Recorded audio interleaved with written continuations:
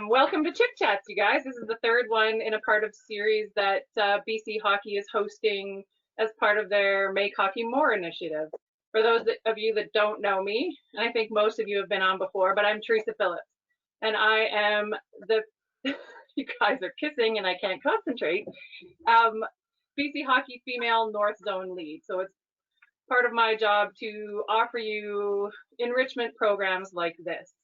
So just a couple of things before we get started. Other than myself and Cassie, if you guys can stay muted just to weed out the background noise.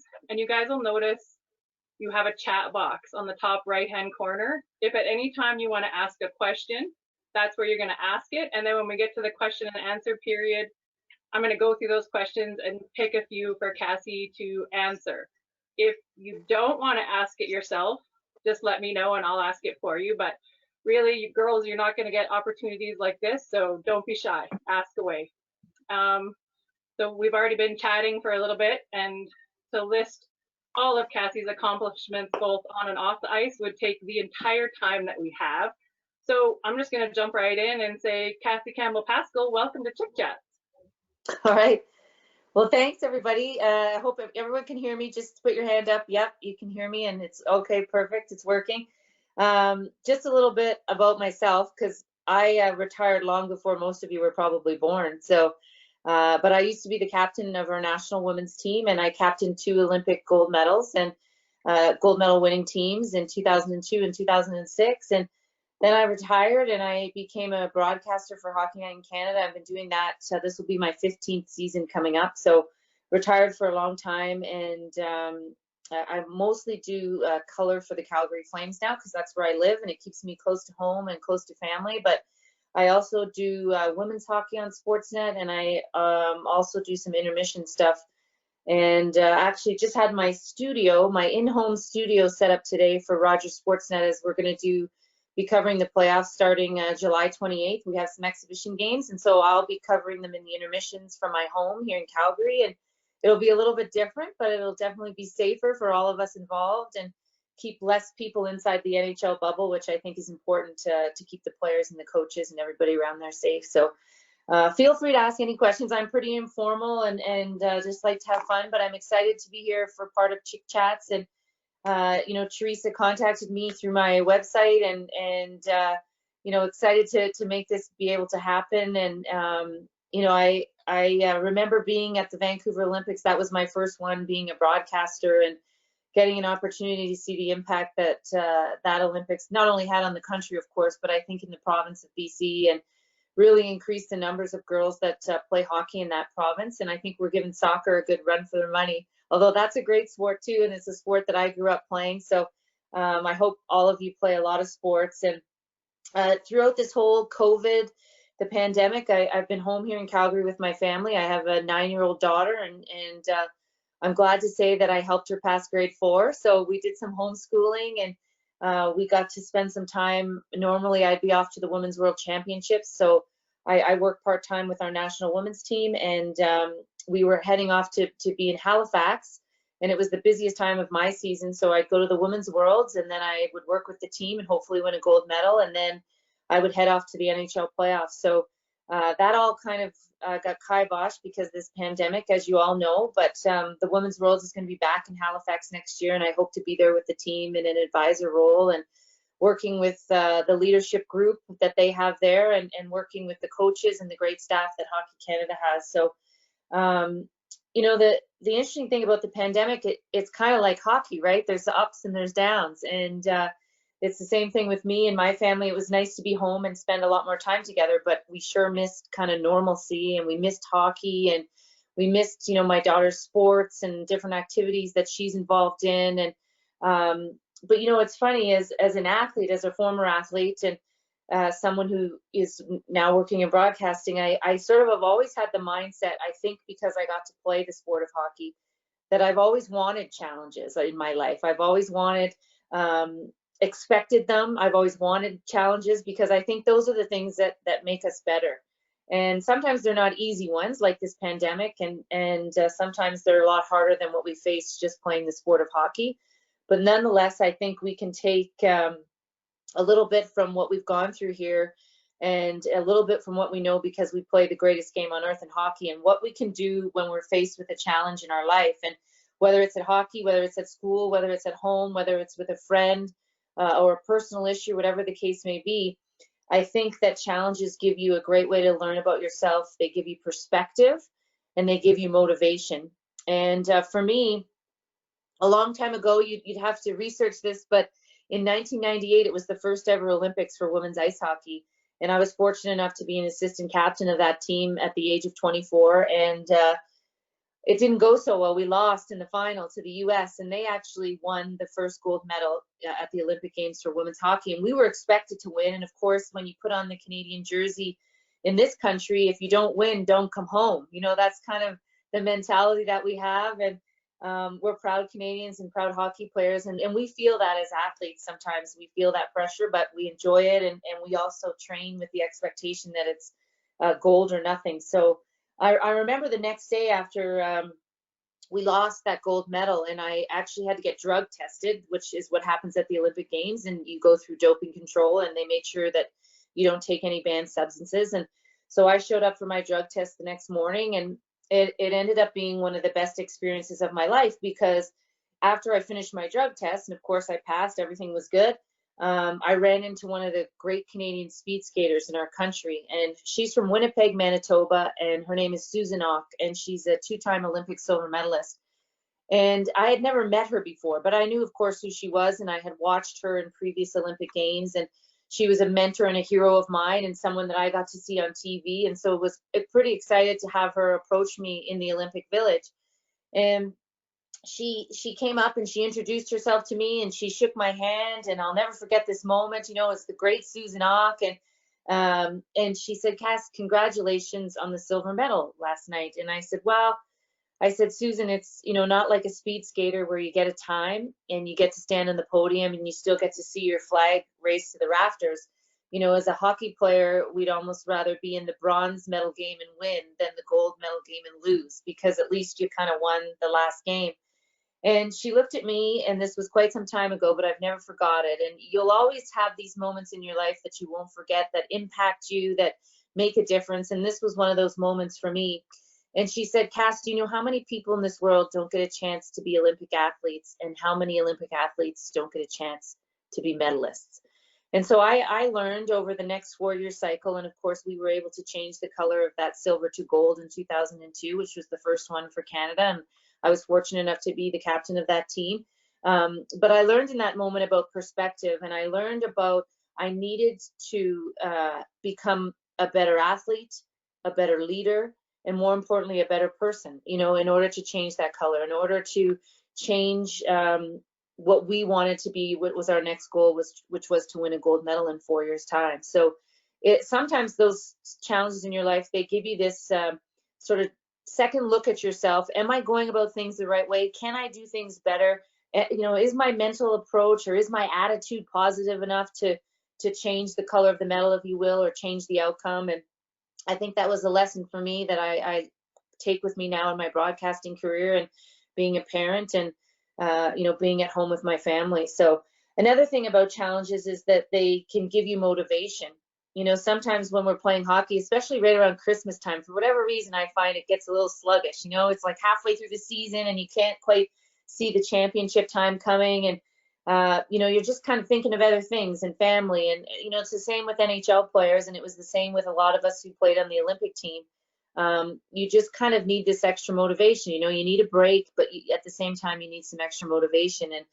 And you know, I am the first Canadian female hockey captain. I've captained 2 Olympic gold medal teams, but I'm the first one to lose a world championship. And it was in 2005. And, you know, no one wanted to be part of that team that lost the first world championship for Canada. And unfortunately, over the last dozen years or so, they've done a lot of that. Unfortunately, they've lost a lot at the world championships, but, you know, they've been able to win a couple of gold medals, and unfortunately lost this last one in a shootout. And really, it was 12 seconds of time that kind of set them back. But I remember standing on the blue line when we lost that gold medal, and you know, it was simply, I took the palm of my hands and I was wiping the tears from my face, and there was a picture taken at that moment. And the thing was that there was an NHL lockout at that time, so there was no other hockey to cover, just the women's game.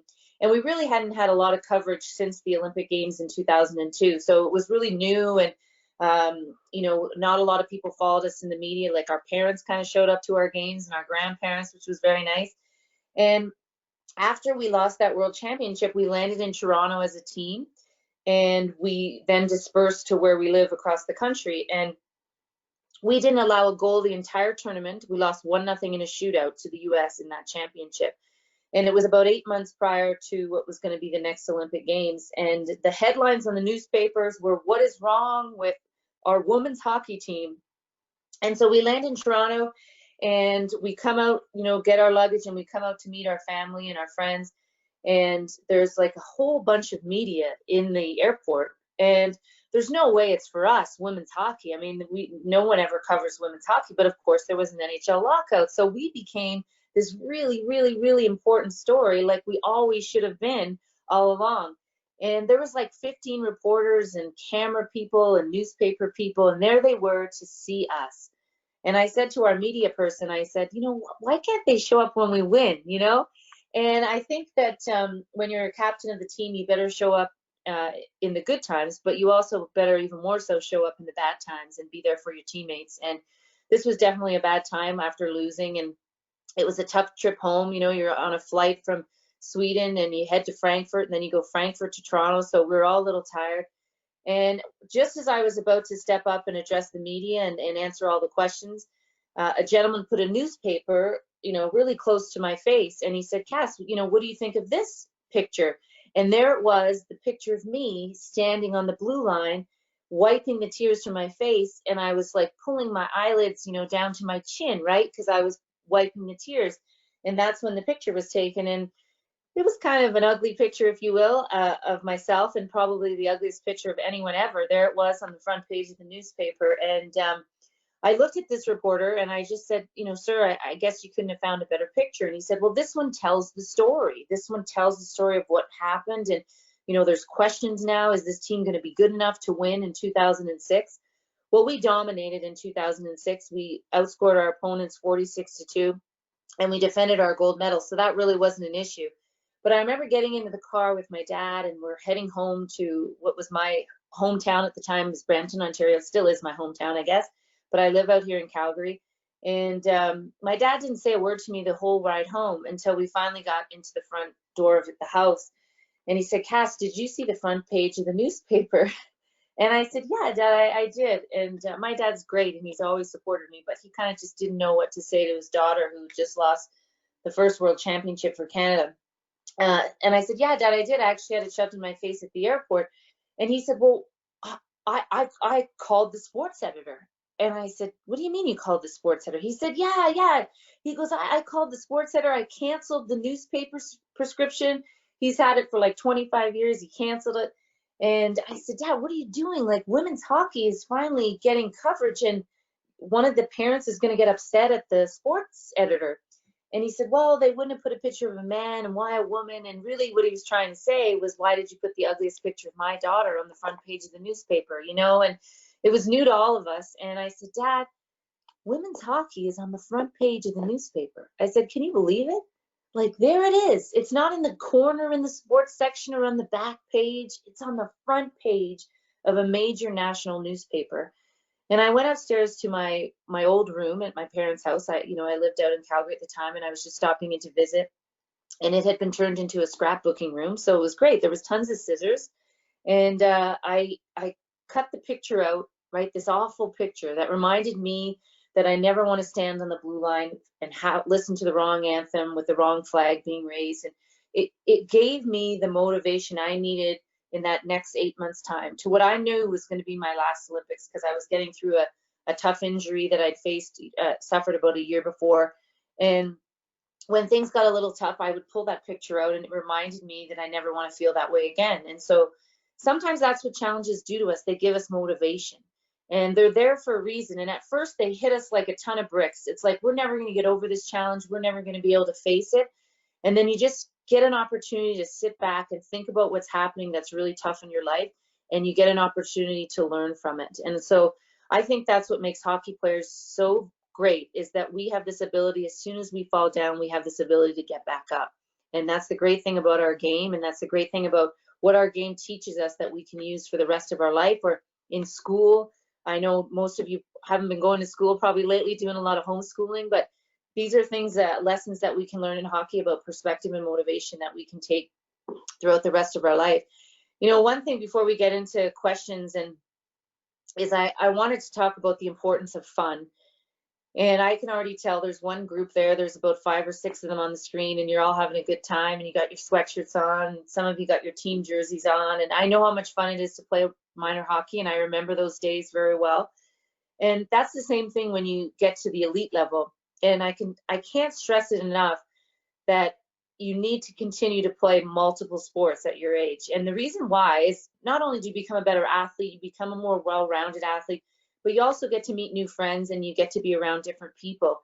And I think there is such an importance in today's day and age to play other sports and to give yourself a break from hockey. And as much fun as it is to play, and it's so exciting it is to play spring hockey and all the different things throughout the summer, I think the more you go and you try to get to an elite level, whether you get a college scholarship or maybe one day you get to play for Team Canada, it gets really hard as you get older. And so make sure you still have that fun and the passion and the love of the game. And so that's why I encourage people to play other sports and give them their bodies and their minds just a little break from the sport of hockey, so that you're going to love it for the rest of your life. You know, you're going to love it when it gets hard, when you're at the elite level, or you're a volunteer later on in life, or you're a coach or a referee or whatever it is later on in life. So make sure you keep some balance. And, you know, people are a little shocked when I say this, but not all of us on the national women's team were best friends. Now, we're friends and we have a lot of respect for each other, but we weren't necessarily always best friends, because, you know, you get a group of people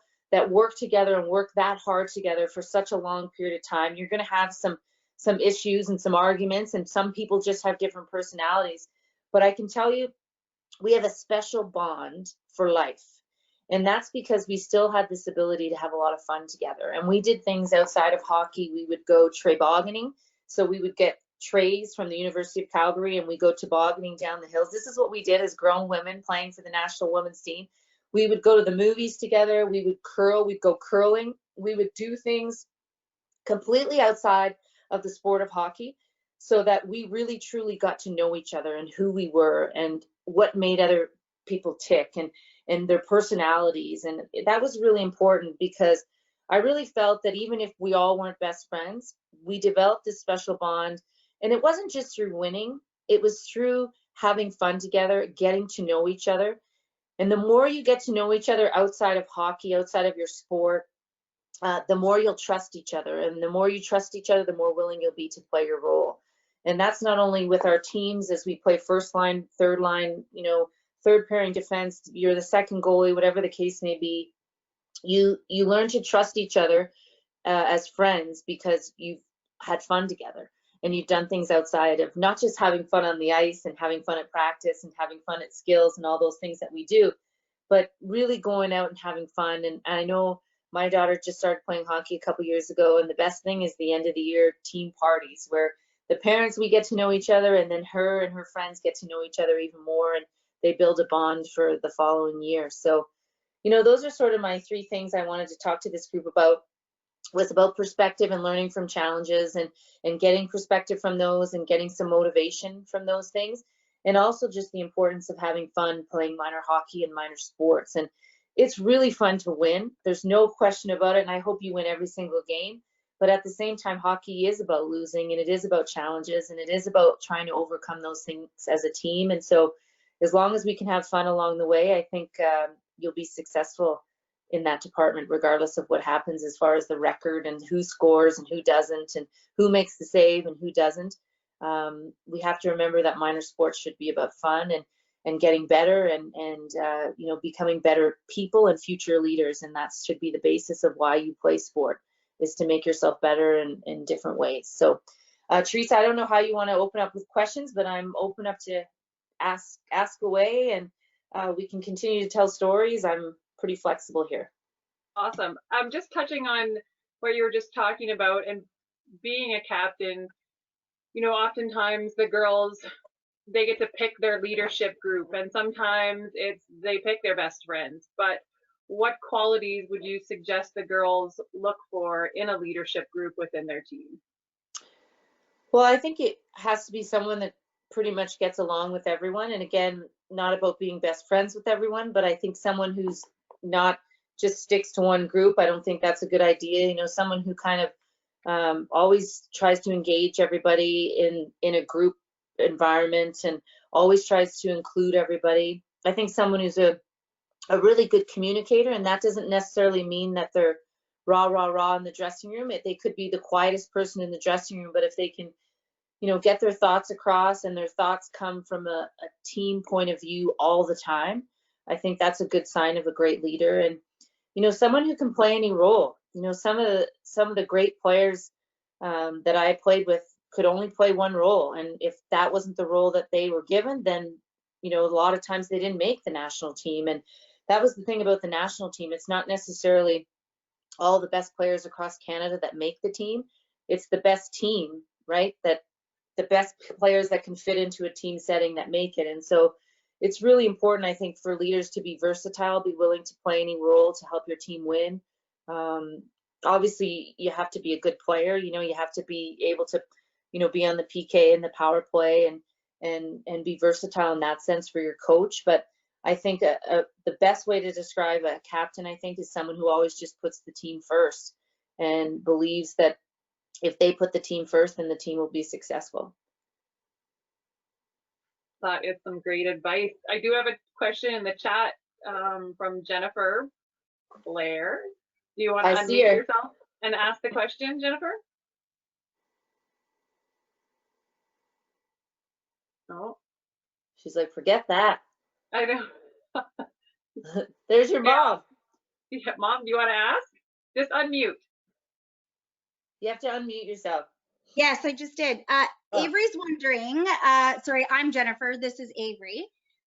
Avery's wondering, what other sports do you play or did you play? You had mentioned that being involved in other sports was important, and that's something that Avery does. She plays development soccer in the spring and summer. So she was curious as to what other maybe sports that you played. Yeah. Well, Avery, I grew up playing soccer was my other sport every summer. So as soon as hockey was over, it was like soccer tryouts were starting, and it was a little bit different system, I'm sure, when I was growing up compared to what you guys face today. But I played elite level soccer and was in the Ontario camps, and that was sort of my other sport. And then I also played basketball all through my minor schooling and into high school. And I went to the University of Guelph, and after my first year of university, I almost quit hockey to play basketball full time. And ironically, our coach changed, and we got the first ever captain for the Women's World Championship back in 1990, Sue Shear. She became my new head coach at the University of Guelph my second year, and that's what kept me playing hockey, because I wanted to play for her. Otherwise, I would have played basketball, and I would have never made Team Canada because I would have been playing basketball, and I wasn't good enough basketball player to make Team Canada. So I'm glad I stuck with hockey, and it all kind of worked out. But I always played volleyball.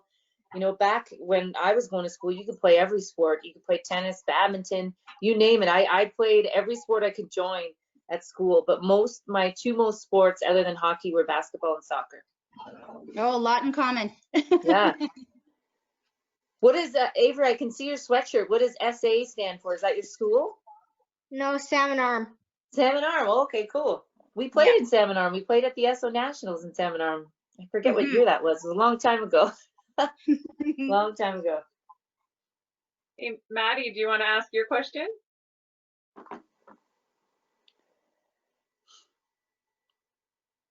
Where is Maddie? I don't see her. No, she was on. Now she's off. Maybe while we give her time to figure that out, do you want to talk a bit about the day you got the call to give the color commentary for the first time on Hockey Night in Canada? Yeah, so I can tell you that story. It's a bit long story, but my very first day on the job with Hockey Night in Canada, I never went to school for broadcasting. I think that was pretty evident early on. But my very first game for Hockey Night in Canada was CBC I retired in February and I took the job in October. And this was, back in 2006, so 14, 15 years ago. And my very first game was the Battle of Alberta. So I was here in Calgary, Edmonton at Calgary, and my technician comes up to me and he says, Cass, do you have your own telex? And I said, I have no idea what you're talking about, telex. He goes, and he kind of looked like, oh boy, we've hired a really good one here. And basically a telex is an earpiece. So we all, you know what, ironically, I have my earpiece here because they just set up my studio. So I can kind of show you what one looks like. But this is basically what it looks like. This is the part that clicks in, and then this is, you poke that in your ear. And I said, no, I have no idea what you're talking about. I said, just with me, say earpiece, microphone, that's it. Like, that's the only technical knowledge I have. And so with that, they get me my telex. And what happens when you work in television is your producer's always talking in your ear. Someone's always talking to you as you're talking. Like, that's kind of how it works. And so it's a kind of a unique skill to try to get. But I remember my very first interview on Hockey Night in Canada. It was with Craig McTavish, who was the head coach of the Edmonton Oilers. And I taped my very first interview, and I did that a lot my first couple of years because, they didn't want to embarrass me as a rookie, and they didn't want to embarrass the show that has been going on for 60 years as well with Hockey Night in Canada. So my very first interview, my producer, Tim Davis, who's from Vancouver, BC. So he's talking in my ear and he says, okay, Cass, it's from Ron to Ron. And I was so nervous that night that I was thinking like ions, I was thinking some sort of technological term. I had no idea what he was talking about. And he said, Cass, it's Ron McLean is going to throw it to you. So when you first start your interview, just say, thanks, Ron. And then at the end, just throw it back to Ron. Well, that makes total sense now. But when you're so nervous and you have no idea what you're doing, that wasn't what was going through my head. And so I said, Timmy, don't say from Ron to Ron, just say what you just said to me, like keep it clear, And so that's how nervous I was. And my very first interview I went to, I said, thank you very much, Ron. I'm standing here with this guy, and I couldn't remember his name. I couldn't remember Craig McTavish's name. And anyway, so that's my first week. And then the second week I go to Toronto, and it's Calgary at Toronto. And I find out the morning of the game that our color analyst up in the booth, Harry Neal, who'd never missed a game in 30 years, wasn't going to be at the game that night. And so they asked me if I would do it. And I immediately called my husband, who was here at home and who was my boyfriend at the time. And I just said, hey, this is, the opportunity. And he said, do it right away. And I really thank him for not hesitating. He just said, do it. And it's true. I would never maybe get that opportunity again. And for me at that moment, it wasn't about embarrassing me as a person. That happened all the time. It was about embarrassing women's hockey, our sport, right? If I go on national television and mess up a name or don't know what I'm talking about, then they're like, oh, see, girls shouldn't play hockey, which is something I heard all the time when I was growing up. So, that night I was proud of myself. I stood up in the booth with Bob Cole, Mr. Bob Cole, who just finished his 50th season last year. And I called an NHL goal before it happened. Darcy Tucker scored on the power play. And I kind of previewed that goal happening before it actually happened. And it was sort of a lucky moment, but also a moment where I prepared and I knew what had gone on the year before, and I was ready. And I think because I was an athlete who was used to coming out of your comfort zone and used to trying new things and, used to doing what was best for the team, coach needs me to do something different than what I'm normally doing. Well, then I got to do it. And I think because I learned that as an athlete, I was able to do that night. And I was heavily criticized for sure in the newspapers and through the media, the next few weeks or so. But it was something I knew I deserved to be in that booth. I knew I had the knowledge to call an NHL game, and I knew I had the prep. And it was a role that my male colleagues always would have been given without even thinking. And, 14, 15 years ago, they never would have thought to put a woman in the booth. And my producer that night thought to put a woman in the booth. And so I've been very fortunate. And now we see so many other female players, in particular in the US, that are doing it for NBC, and they're doing such a wonderful job. And I think finally people realize that we as female hockey players, we just love the game, and we watch the game just as much as any other player.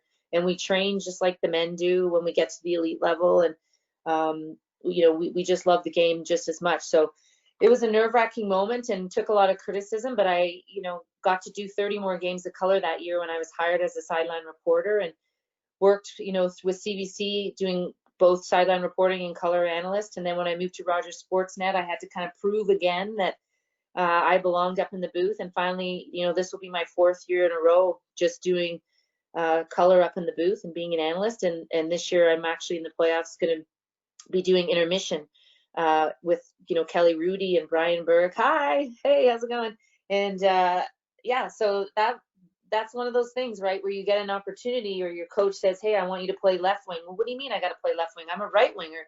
Well, no, tonight we need you to play left wing. And I think that's one thing we learned through playing sport, is to come out of our comfort zone and try different things. And I think that definitely helped me in the booth that night, and gave me the courage to step up and do something that really hadn't been done before, knowing I was probably going to get heavily criticized.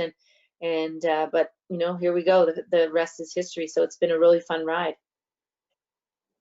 I love that story. So great. Maddie, do you want to try and ask your question now?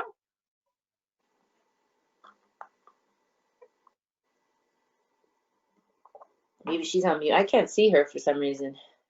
No, I don't. She doesn't have her camera on. What about Emily and Lisa? Emily, you want to ask a question? Well, you guys are being shy. You're waving to her in the camera. I know. Get your mom to ask a question. I see you. I do think she would like to ask a question. She's just a little nervous. Emily just turned 9. She's super, super excited about hockey. She just signed up for girls hockey, hopefully this year. Emily, do you have a question? You can even ask her favorite color. It doesn't matter. Okay, we'll ask her. That's good. Color? My Red and favorite color? Yeah, my favorite color is red and white. Actually, red. I have red on, but red and white because of obviously Team Canada. I think that's. But I also like purple. I'm a big fan of purple too. And I went to the University of Guelph, which is the school colors are red, black, and yellow. So I've played on a lot of red teams. So red, I would have to say, is one of my favorite colors. What's your favorite color?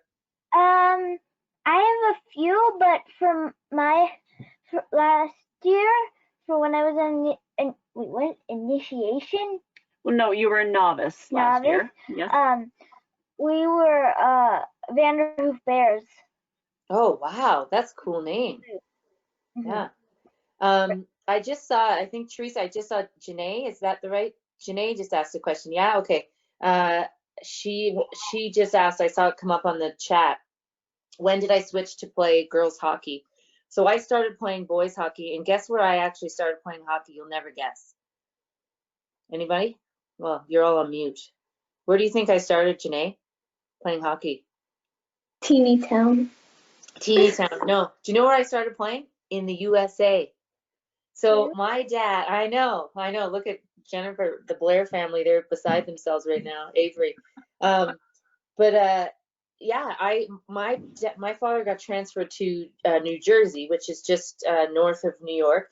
He got transferred there for his job, and my brother played hockey, and he was 3 years older than me. And my parents first put me in figure skating, and I kept saying, "Oh, I want to play hockey. I want to play hockey." And finally, he had a girl on his team, Jennifer Minkus, who played, and so she was my final argument. Well, Jennifer plays, and she's an amazing player, and so they finally let me play.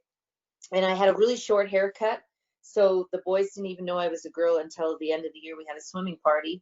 But I played boys hockey for about 3 or 4 years and then transferred over to the women's game. And the reason why I transferred over to the women's game was because I ended up coming back to Canada, and I grew up in Brampton, Ontario. And Brampton at the time had the biggest girls hockey association in the world. So I completely lucked out that I could predominantly grow up playing for the majority of my minor hockey with girls, because I played in a very big organization. But I always played with the older girls, like my friend Steph Slade and I. We were Atom, and we always played Bantam. And then we were Bantam, we would play intermediate. So we always played with older players, and it kept it challenging and stuff for us. And ironically, her and I ended up going to the same university as well. So we were, we're lifelong friends. And so I switched over sort of about 11, 12 is when I switched over. Cool. That's Maddie's nice. question is, how did you cope with your feelings after a loss?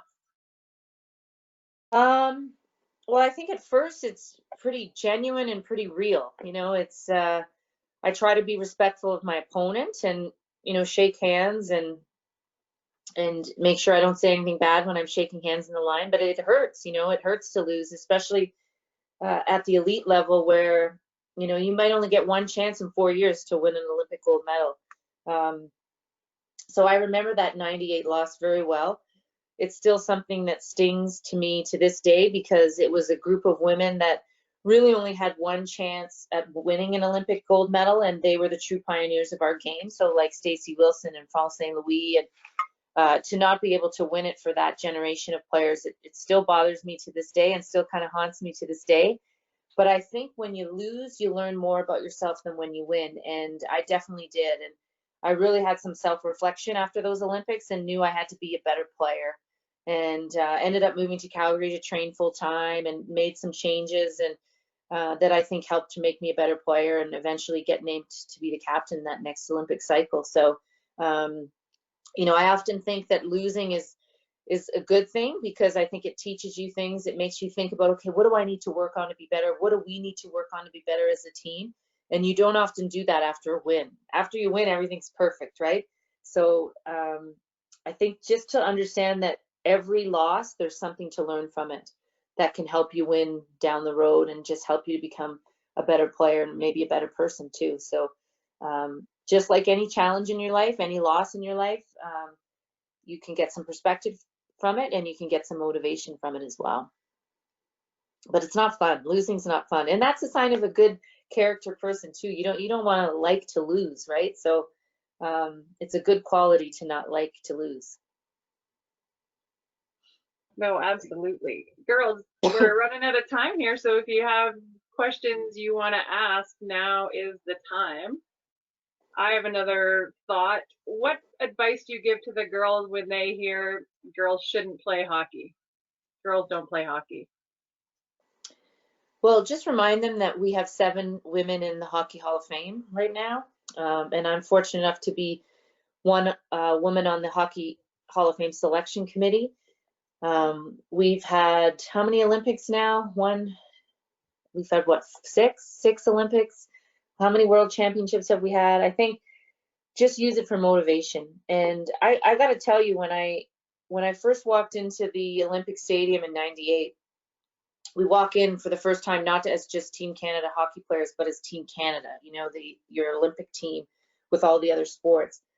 And I remember kind of having this out of body moment where I was this little girl watching the Olympics at home on TV, but I was watching myself walk into the opening ceremonies for the very first time. And I remember having that feeling in my head of how many times people said girls shouldn't play hockey to me, or snickering in the rink when I'm carrying my bag in. And it probably happened way more to my generation than it does now, but I know it still happens. And I think just prove them wrong. Prove them that we're strong and that we're capable, that we deserve to play the greatest game on earth. And, that's one thing about being a girl or a woman that plays hockey is, unfortunately, we're still in that stage where we got to prove people wrong. And so we need everyone to bring their A game every night, right? So that if anyone's watching us, they're going to be like, man, women's hockey is so good. And, that's something the national team always took pride in wherever we traveled to, is we tried to bring our A game, whether we played a men's team or a boys team or whatever team we played. We tried to showcase the talent and how hard we worked and how professional we took it. And, that's a lot of pressure to put on you as a minor hockey player, but there's no better way to kind of get someone to be quiet who's, has negative thoughts about you or a good goal that you have for yourself than just performing. And so that's kind of how I try to approach it, is just try to perform the best I could and show people that we belong as women playing this game.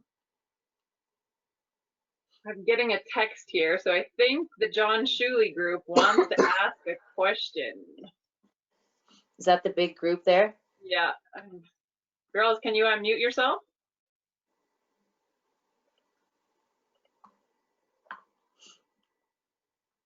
They're trying to figure it out. There you go. Okay, you're unmuted. Memory from playing hockey. Say that again. What is your favorite memory from playing hockey? My favorite memory from playing hockey. You know what? Hang on one sec. I'll be 2 seconds.